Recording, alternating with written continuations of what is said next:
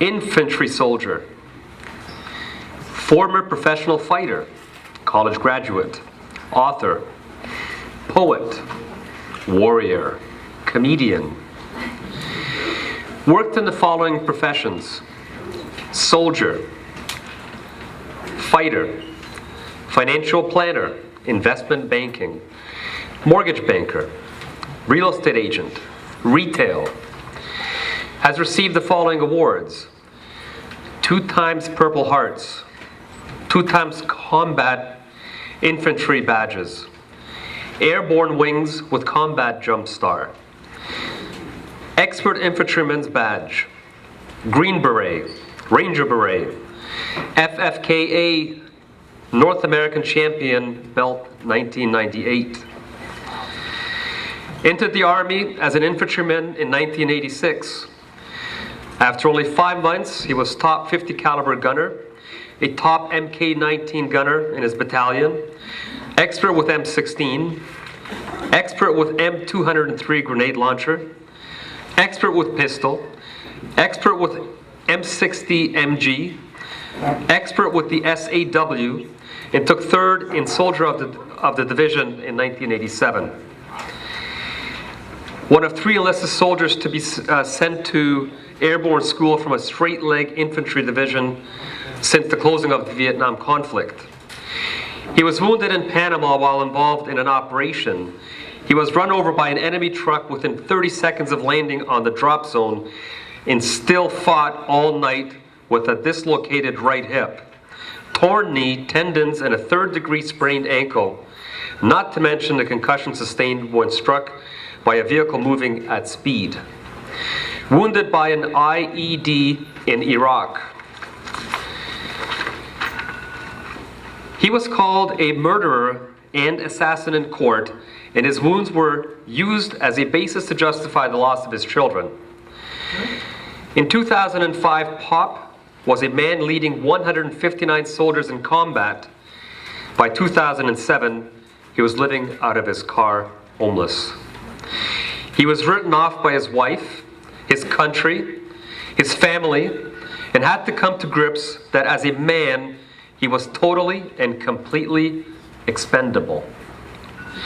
He spent over $20,000 of his own money for rehabilitation equipment and therapy to fix his mind. He is the author of The Warrior's Way and The Soldier's Soul, and runs www.redonculus.com with over 52 videos posted, including the award-winning Purple Heart's Last Beat. His story is not done yet either, not by a long shot. Please put your hands together for Terrence Popp.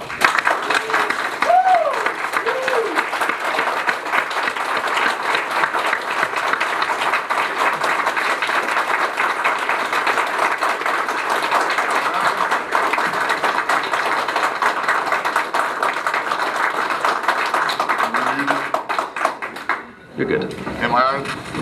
Is my mic working? Yep. All right. Well, that's a good introduction. What are you going to do? All right. Let me get started. First, I am honored to be here.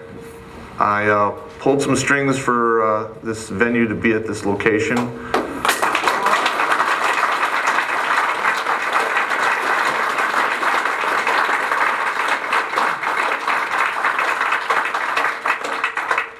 Yeah, when I learned that it was being taken from the DoubleTree, I was, I don't know, I got kind of pissed off. And, I'm not the guy that you want to piss off, I guess. Hey, Sergeant Meyer, could you bring my bag up here? I left some stuff in there.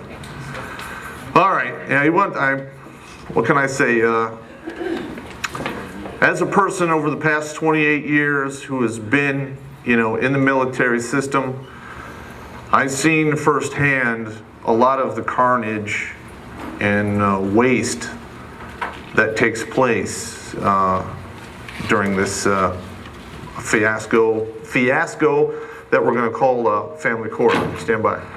All right, so we've already gone through the introduction. All right, I want to set the stage for the video we're going to show here. All right, as he covered, in '07 when I wrote this, I was probably at the lowest I could possibly be in my life. I was, at that time, very disenfranchised. I had given my blood, my life, my soul to my country under the false belief that if I were to ever enter the legal system, that I would be treated fairly, and the Constitution, which I have sworn a blood oath to defend, would apply to me. But nothing could be further from the truth. That's right. I mean, we're all here. I mean, it's crazy. I'd like to start the video. Could I have everybody back there on your feet to come forward and fill the seats up here? Because this is just a small screen and there's a lot of detail that you're going to miss out on. Also, this is a fictional representation of something that is going on 25 times a day out there in the real world. Now, I'm not going to, kill you with statistics. We've already gone over a male is 4 times more likely to commit suicide as soon as he hits the age of 18. Then it doubles into their 20s, and then the divorced male goes up. The last studies I saw was like 13 to 15%. So it's only a logical jump to assume that members of the military, and especially veterans, would fall into this bracket, this barber pole, this range fan, I want to call it. Now imagine coming back from war, having your, are these on? Yeah. Your wife go, I'm trying to think of a good way for this, but I'm a comedian, so what's going to say, went cuckoo for Cocoa Penis Puffs. Crazy for some Rice Krispie treats and a couple of Polish sausages thrown in there. I'm just saying the situation was unrecoverable. Tried to work with it, but couldn't.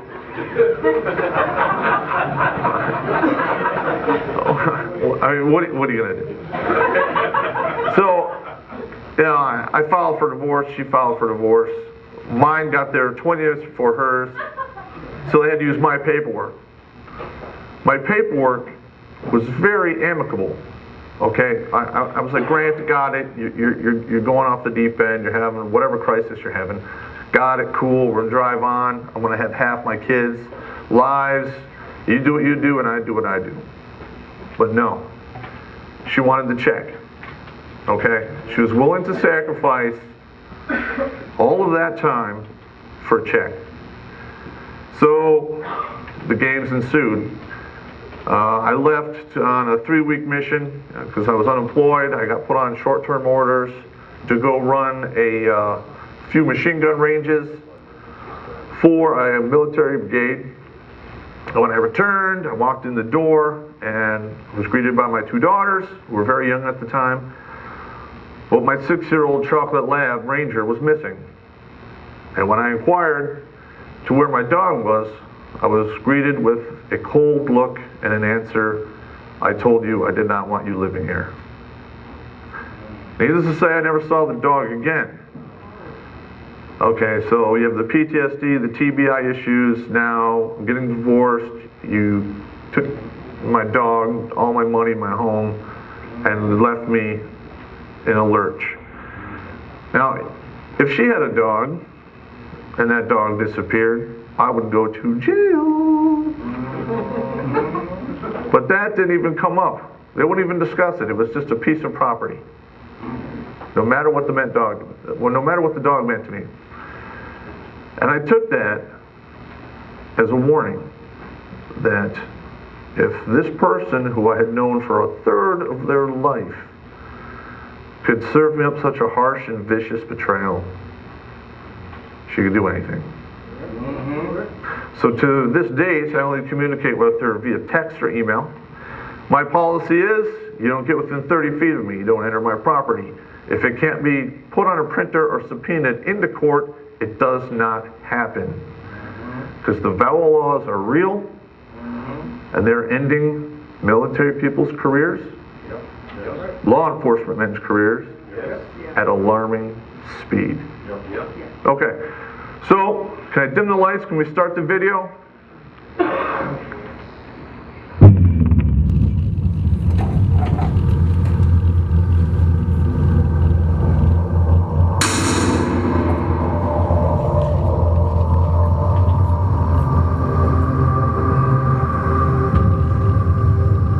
I remember the letter I got from my wife while I was in Iraq. She said she wasn't happy.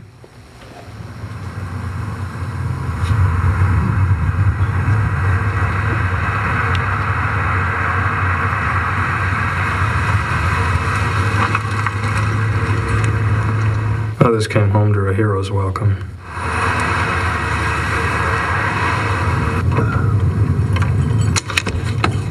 I came home to the echo of an empty house.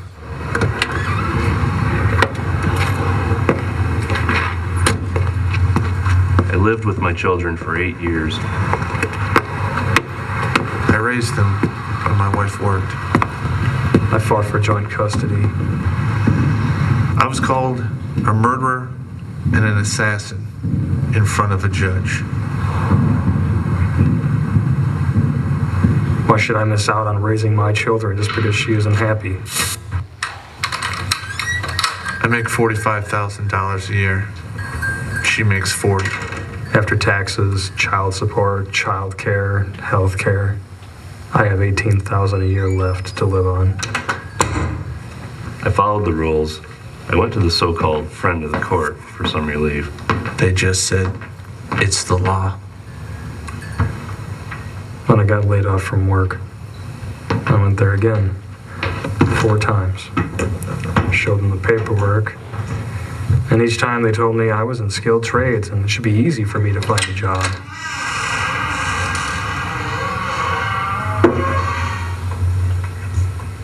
I guess they don't live in the real world. I had to pay the child support with my 401k. 10 years I saved for my retirement. She got half, and the rest got spent to keep me out of jail. Then the money ran out. She's not happy, so now I live in poverty. The court has no problem slapping me in jail when I can't pay my child support, but she hasn't let me see my kids for a year, and when I go in front of a judge 6 times, all she gets are warnings. She's not happy, so now I can't see my children. Because she's not happy, I'm a felon. Because she is not happy, now I must go to prison.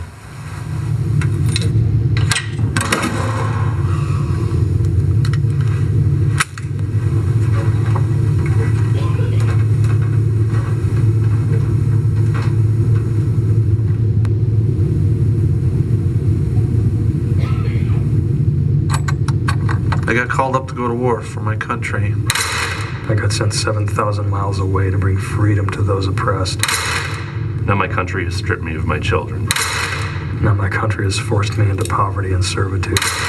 Now my country has turned me into a criminal and has doomed me to prison. All because she was not happy.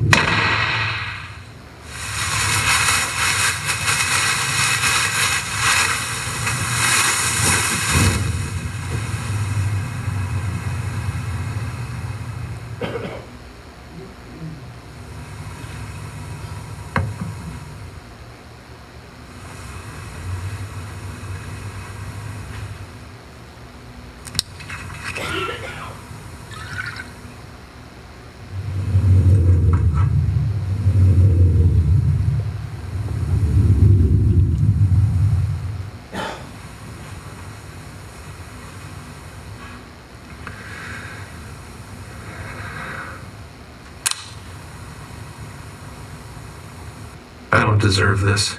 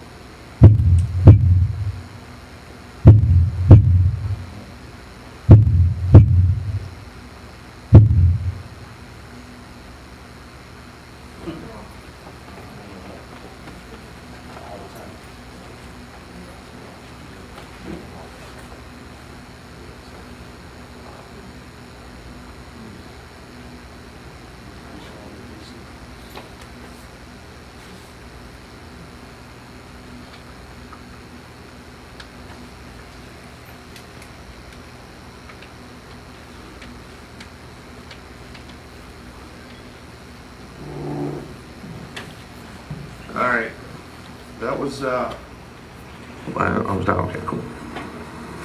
We good here? All right. If you see, this is dedicated Major Lance Waldorf. Just want to give you a brief history on this particular individual. When he was the first lieutenant, he was assigned to Company F 425 Airborne Infantry. He was my platoon leader and I his platoon sergeant. Now, if you are so fortunate enough, when you are a new lieutenant, to have a good platoon sergeant, he will make or break your career.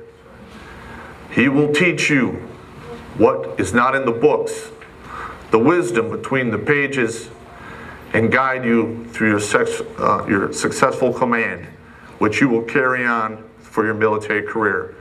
I was that man for him. He succeeded at his job. I spent 10 months to a year with him. We froze, we starved, we did airborne operations. We did everything soldiers do. I knew him, he knew me. He was like a brother to me. Okay, and the truth behind this video you see here, this was going to be my suicide. All right, I had planned it out. You know, I'm a methodical kind of guy. I had written 138 letters to be disclosed to my daughters over their lives till the birth of their first child. And I had put 2 lawyers on retainer, one to fight for my life insurance and to administrate a trust, and then the other to handle the letters. My punch-out date was June 6, 2008. Major Lance Waldorf went to the Holly National Cemetery and shot himself on June 2nd. So my platoon leader took the bullet that was meant for me. All right, that was it was 8 years ago. I ran his funeral. I organized his taps in 21, his rifle squad, flag detail, watch at the crypt. I saw firsthand how devastating that this was, and it changed my course of action. That I would not go down so easily. I would not pick a permanent solution to a temporary problem. I would persevere, and I moved on. And that's when I did a few more videos under secondclasscitizen.org, but I had a real hard time dealing in the negative. So, you know, since I suffered a TBI, I lost my ability to sleep. I said, why not use my extra time that I have to do something positive? So I started Redonkulous.com. And all of the subjects that were talked about here today, I touch on, and I do so in a comedic light. And they are my therapy. They make me feel better, number one. Number two, if they make somebody else feel better, or they learn something, it's a win. Okay, and even if they're entertaining, there's another win, so it's a win-win-win. Okay, there's a few other things I want to go over here. Now I know that video, some people are very upset, and that's what's going down every single day. I would like to go over the Soldier Sailor Relief Act in regards that I'm glad it was passed, but there are some things that we need to know. That particular law, it has no teeth. There are no punitive measures mentioned within that law, either it be directly or indirectly, and it is violated by the family court system on a regular basis. And a lot of times these judges will say, I did not know anything about it. Well, if you go into a court and you say, well, I did not know about the law, I recall some words, ignorance of the law is no defense. And I think that should apply to the people who administrate it. I think they should be up to speed on that.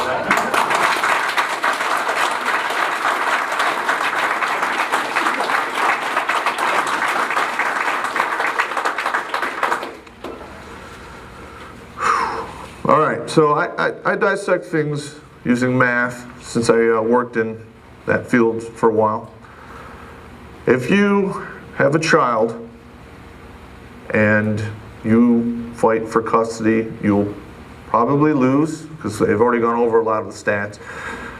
I think it's a 85-15 split, what's going on right now. And they don't take into effect that of that 15% of the time that custody is awarded to the male, 5 to 7% of that time he is awarded that because it is uncontested. So in reality, when you really look at the numbers, it's 93-7. All right? Now in any other field or any other area in this country, if you were to pull out those statistics, you would get crucified. Flat out. It is what it is. It is discrimination. You walk into court with a peg D between your legs and a couple of seed pumps, and you're a loser. Am I wrong? I don't have a PhD. I don't have a master's degree. I just have a bachelor's degree in public administration, and I explain things a little more colorfully than the average person. Okay, now in regards to the veterans out there, I mean, I've been looking at the statistics, and the lowest statistic I could find for male homelessness was 67%. I know, that's above 50%, but that's a little light in my book.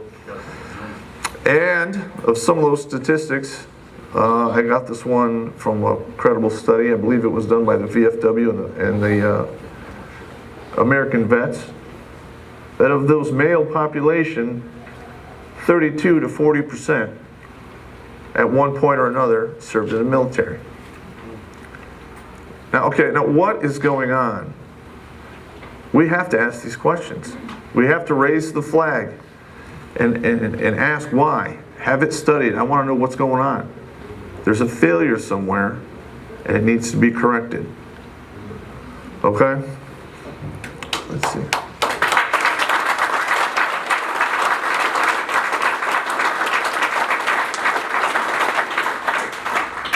I want to bring to your attention of Matthew Hines, who was stationed somewhere in the Pacific in a submarine. This was going around in Facebook. I got this 2 days before I came out here. And apparently a Judge Margaret No had put a bench warrant out for his arrest to come to his custody battle for his little girl, which he had custody of before he deployed to sea. And the mother of the child had lost custody for unfit parent. Yeah, it's good words. I was going to use something more cuddle. And I'm going to be first to tell you that the Navy is not going to surface a nuclear sub and bring it to port so one of their soldiers can make it to court because of Judge No has failed to read the Soldier Sailor Act and needs to be held accountable. Well, Matthew Hines, I have put all the fish in the water and all guns to bear in your situation. And hopefully we'll see some resolution on this. I'm not a politician.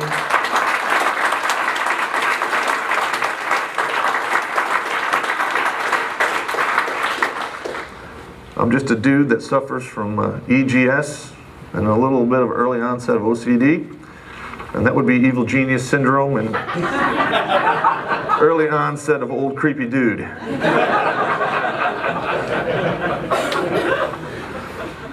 Okay, so, and I want to also mention, and this one I found particularly disturbing to me, and also helped nail home the fact that my original course of action was wrong.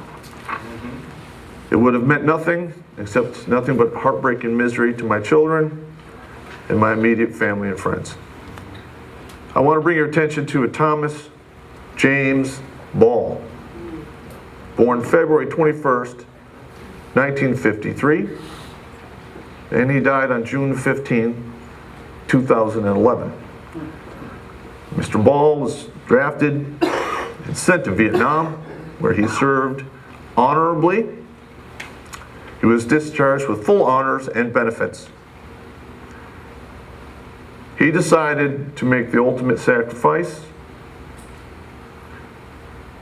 and committed suicide by self-immolation on the steps of the very system that was oppressing him as well. And in the end, he was called a terrorist. How dare he? How dare he set himself on fire and try to make a statement that something is radically imbalanced here. Okay, and this whole journey that I've been on has helped me to see that in any system, be it your individual life, be it your club, military, government, world, you have yin and you have yang. And there needs to be a balance. And right now we are not. Okay? The question and the answers are all before us.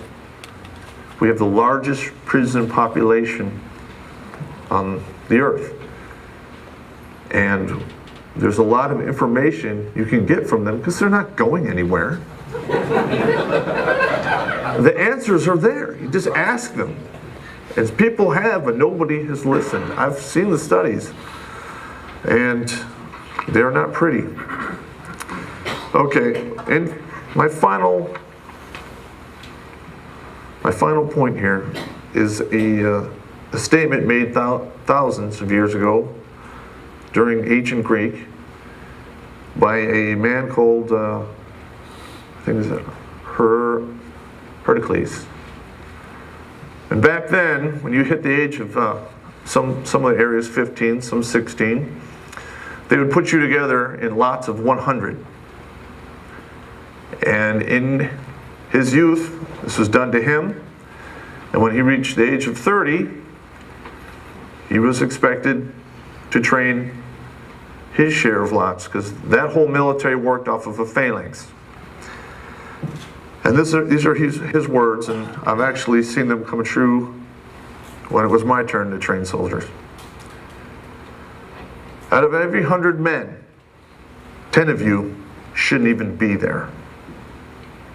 8 of you, you're just targets. 9 of you, you're the real fighters, and we are lucky to have you. But one will be a warrior, and it'll be his job to bring you home alive. And I am that warrior. With that, are there any questions of me? Go. Okay, your stats on custody. Okay, your stats on custody granted to fathers. That includes. Okay, that includes all awards of custody, sole custody to the father. My question is, and I can never seem to find this one, after a full custody trial only, what are the stats on granting custody to the father after a full family court custody trial? And I can't find that stat anywhere. I can answer that question. Most of the time, you will never get to a full trial in a divorce hearing. When you do, I don't think anybody's tracking that. I do have a friend of mine, I will not mention his name, who went through I think it was a 4-year battle for the custody of a daughter that he had discovered was born out of wedlock. And he eventually got custody, but it cost him, I think we put the numbers together, somewhere over $130,000 in legal fees. The average person doesn't have the kind of money to go to trial. I certainly did not. What's the answer though? What is the rate of custody to fathers after a full-blown custody trial, no settlement, judge order? I would have to look into that. I do not know. I can't find it. I can't find it either. No. That's a good question. Anyone else?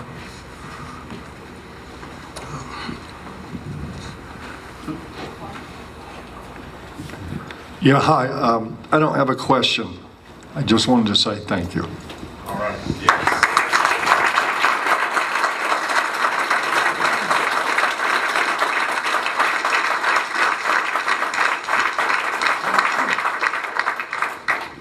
First, thank you for your service. And secondly, the statistic that 70% of those who are deployed are divorced by the time they return and 90% within not 5 years. Where did you find that statistic? Well, first of all, that particular statistic is from my personal observations.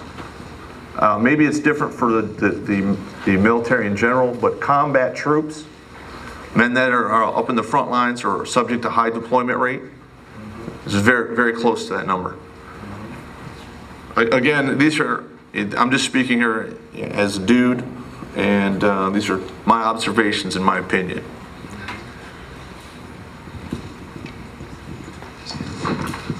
Once again, just wanted to say thank you for your service. I spent 6 years in the military as well, and that's how I got into this movement, is because I've noticed a lot of military fathers, the very system that they were sworn to protect screws them in the end when they come back home. And so I want to say that, once again, thank you for your service. But my question is that I'm sure you've heard the term UCMJ, and Oh yeah. My question is, how is the UCMJ different from, when it comes to family court, how is it different from civilian court? And meaning that in a sense of child custody, because from what I understand is that soldiers have an even harder time in family court than civilian. Correct. I actually talk about this in Administrative Violence 1 on redonkulous.com on how to handle situations.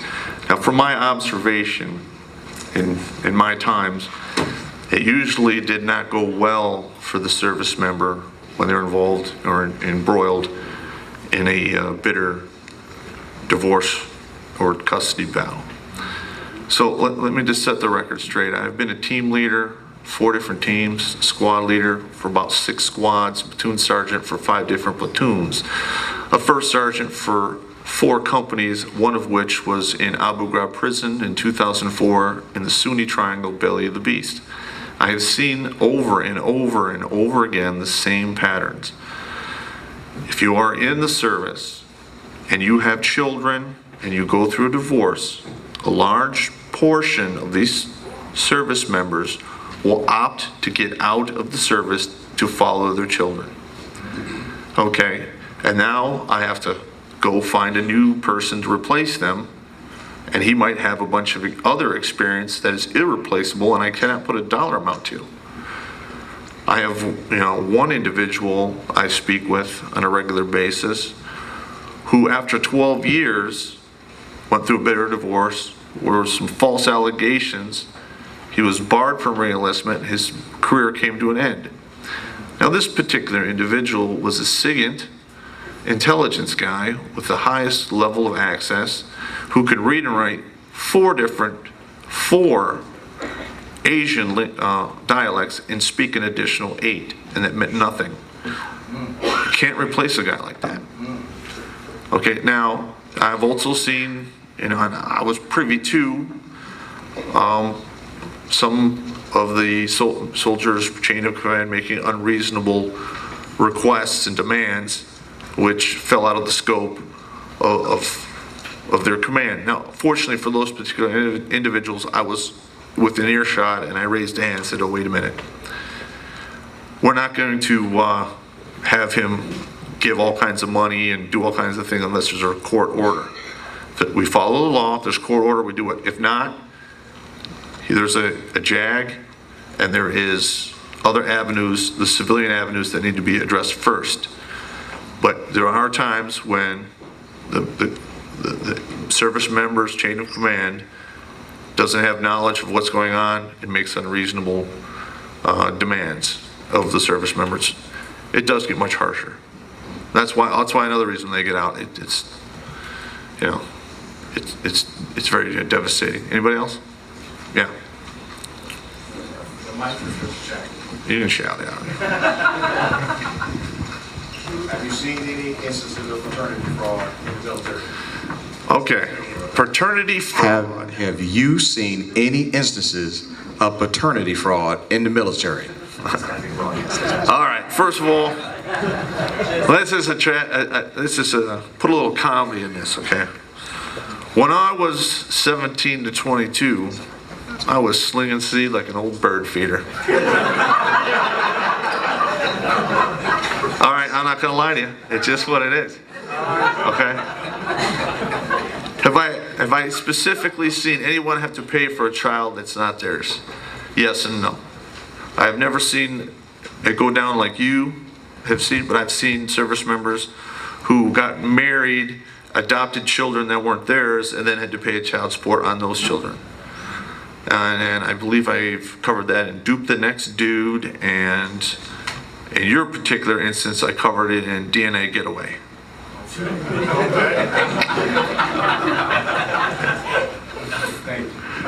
Well, I'm glad I'm able to, bring some cheeriness to you after this crazy video. But what's the website again? I have redonkulous.com. It's redonkullas.com, and secondclasscitizen.org. And also, a lot of these videos, I wrote the scripts and I make up a lot of the material, but none of it would be possible without my producer, who could not be here today, because ironically, he films weddings. And we are in wedding season. All right. That guy is my other half, and he is really good at what he does, and he's just as passionate as I am, but it is what it is. You got to make a buck. Anybody else? All right, go. First of all, thanks for being funny. It's nice to see. Suicide in the military in both Canada and the United States, probably in the UK as well, is actually a pretty major issue. I was wondering if you could perhaps shed some light on possible services or ability to get counseling or any support in that. Well, first of all, from my observation, they are doing all that they can within their power to try to curb this horrible thing that's going on. Okay? But at the end of the day, what they do is they enforce the last 300 meters of our foreign policy. Okay? What is going on with these suicides is not military related. It's a sick society. Okay? When you build a situation or you put together an institution that could take an intangible away from you, like love and hope and everything else, it's evil.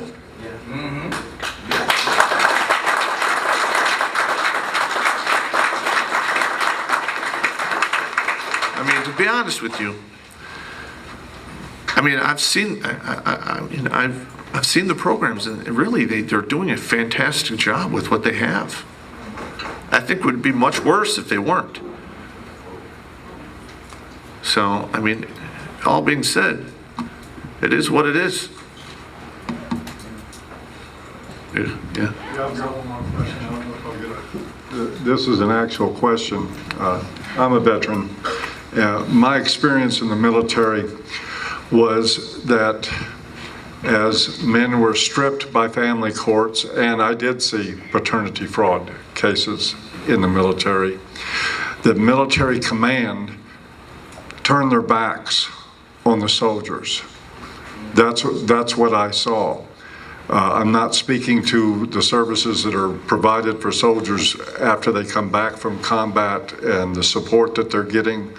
But part of the problem I saw, but I was in the military many years ago, and I'm hoping you can tell me that it has changed, because the way it was when I was in was that if you got in any kind of an accusation or a paternity allegation or a bitter divorce, you were pretty much on your own. That's pretty much how it goes. Okay. Well, now listen, they are in the business of enforcing the last 300 meters of foreign policy. They are not in the business of what needs to happen. Okay, now it does happen a lot. I'm not gonna lie to you.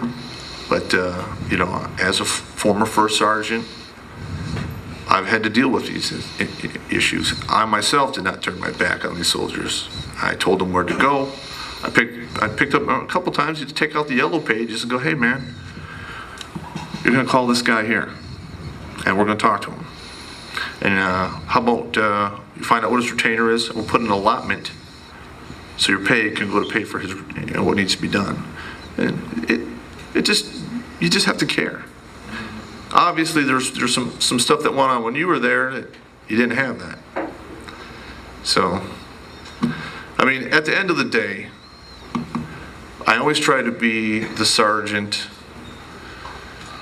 that, you know, that one day, all of you here, okay, are going to have to box up a child or a grandchild, and you're going to have to send them to war.